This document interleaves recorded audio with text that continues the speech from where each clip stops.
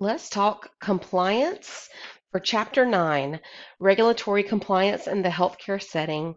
The chapter starts out with our great outline, the learning objectives, a few key terms. This chapter, study them, review them how you so choose. I never expect you to be an expert at this level, and that's why we utilize the book. Even in an office setting, if you were to need to look up a question or an answer to a question, key term, you would utilize a search engine or a textbook to help you. Page 184, the introduction. Regulatory compliance is so important in healthcare. There are agencies that come and audit, and if a healthcare facility, whether it's large or small, if you're not compliant, they will shut you down. They will also fine you. Lots of money is not a little $500 fine. I'm talking about $50,000, $500,000 fines. So very, very important when you leave us at Barton College and you go get a job in a healthcare setting, it is extremely important that you understand compliance. So let's jump right in. Page 184, the impact of HIPAA legislation on patient care.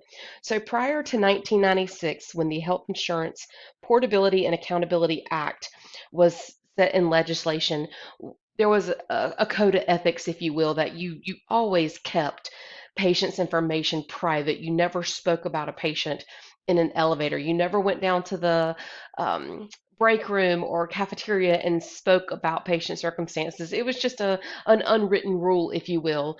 Maybe it was even found in like healthcare policies, but never before was it ever, did Congress get involved and make it legislation, make it law. So now that it has been, it's almost been 30 years. Um, there are large ramifications, severe ramifications if HIPAA is violated. So please, please read about HIPAA. It's also good for you to know this, even if you decide to never work in a healthcare facility. You, as a healthcare consumer, you need to know your rights to privacy. It is not okay to share information unless there's been permissions given. There are some circumstances, and that's actually one of your quiz questions this week, of when you can share without consent. But moving on, read about the pre-existing condition, the expectation coverage with a health insurance cover, Title II in the HIPAA legislation, disclosure of information to the actual patient, minimum necessary rule, page 185, the bottom of that. Flipping the page, 186, allowing patients to make corrections to their health record. This is a very important topic and item, especially with our electronic medical records. If anything is not correct, patients do have a right to get that corrected. Outlining disclosures to the patient, page 187, we're still talking about HIPAA. Administrative safeguards under the security rule, access to records, very important. Even if you're employed at a hospital, a doctor's office, you always, even at school, you guys, when you're logged onto a computer, even with your student ID or what have you, sign off that computer if you walk away from it. And especially in healthcare, sign off, close out. That way, no one can come in behind you and potentially see secure private information about you, patients, etc. Okay, page 188. Physical safeguards under the security rule, technical safeguards, the unique identifier rule. There are so many things in place. You can't even ask or interview a patient until you identify them appropriately in many, many healthcare settings, maybe all of them. HIPAA enforcement rule is talked about on page 188. Next page, 189, the business associate agreement and HIPAA legislation. The red flags rule, page 190, read about that. 191, this comes in for our medical office managers for sure. Developing a corporate compliance plan. This must be in place. It must be revisited, updated. There's got to be a system in your medical office facility, whether it's a doctor's office or a larger scale facility, that you are making sure that your employees maintain this and they're compliant yearly, if not maybe even more often, especially at higher, but definitely once a year. The Information Technology Critical Health Act, that was important. This is something that came about obviously because we all went to electronic health records. So more laws and legislation had to come to support that technology. Page 192, the Joint Commission in Ambulatory Care. The Joint Commission, this is a group who accredits hospitals, facilities. You want to keep that accreditation. If that accreditation is ever taken from you for too many violations, you lose funding. You don't get paid. So very important to meet the Joint Commission's requirements, especially with, well, all organizations, but ambulatory care is what this chapter speaks to. OSHA is important. OSHA is important not only at like job sites, like prior to my healthcare experience, whenever I thought about OSHA, I thought about like construction sites, and those people have to wear hard hats, and they have to wear this, and they have to wear that, and oh, but OSHA is so much more. It's literally with every office, healthcare especially, but it keeps us safe. We have to be provided education, equipment to keep us safe in healthcare. So bloodborne pathogens are spoken about on or written about on page 193, reviewed page 194, same thing. Biohazards exist in every realm of healthcare. You have to get used to it. You have to be able to manage it. Even if you work in an office inside of a medical office building, you're still going to be exposed to certain pathogens. It is what it is. We're exposed every time we go to Walmart or to the grocery store or out to eat, but especially more so when you are in a healthcare facility.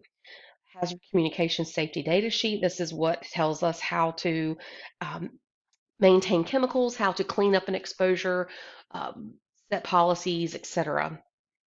OSHA exposure control plan that would be required. You've got to label biohazard. You cannot put, for example, in a healthcare office or healthcare hospital, you cannot put clean linen inside of a red biohazard bag indicating blood.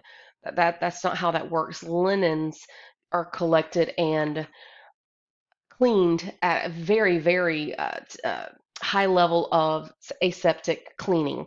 So again, even if it's a bloody rag or gauze or something with mucus on it, that does not go in the red biohazard bag. And when you're hired, you will be taught what goes in those bags, what doesn't. There's even different labels for different things. Anyway, I'm digressing here, but that's the whole point of the OSHA exposure plan, your safety data sheets that keep your employees and yourself healthy and safe.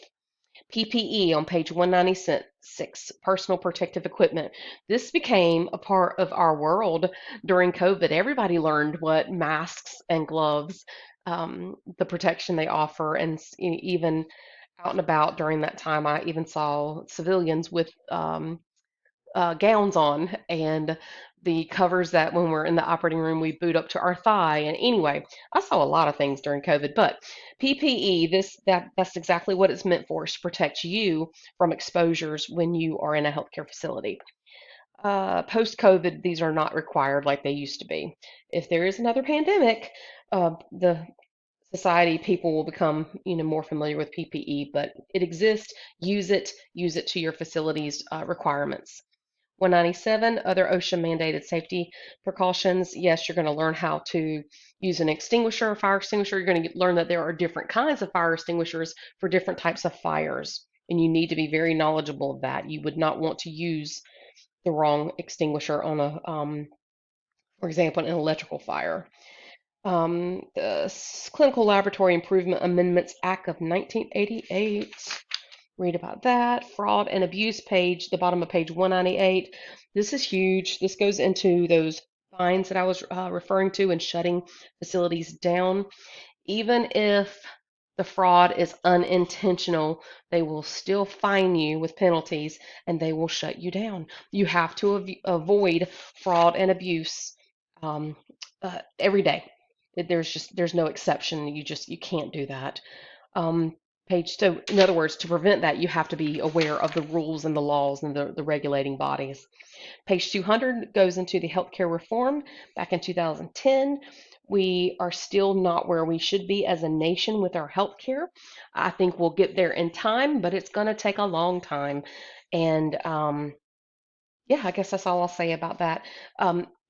Please don't let what I just said like deter you from working in healthcare. I love healthcare, but even in just my short 26 years almost, Um, the change is astronomical. There's constant change, and the goal of that change is for improved outcomes.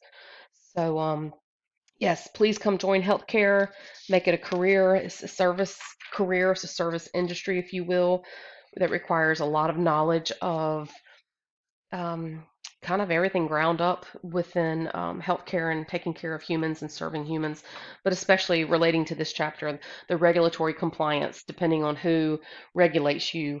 You must maintain that compliance and know how to meet the law requirements and take care of people. Hope you all have a good week.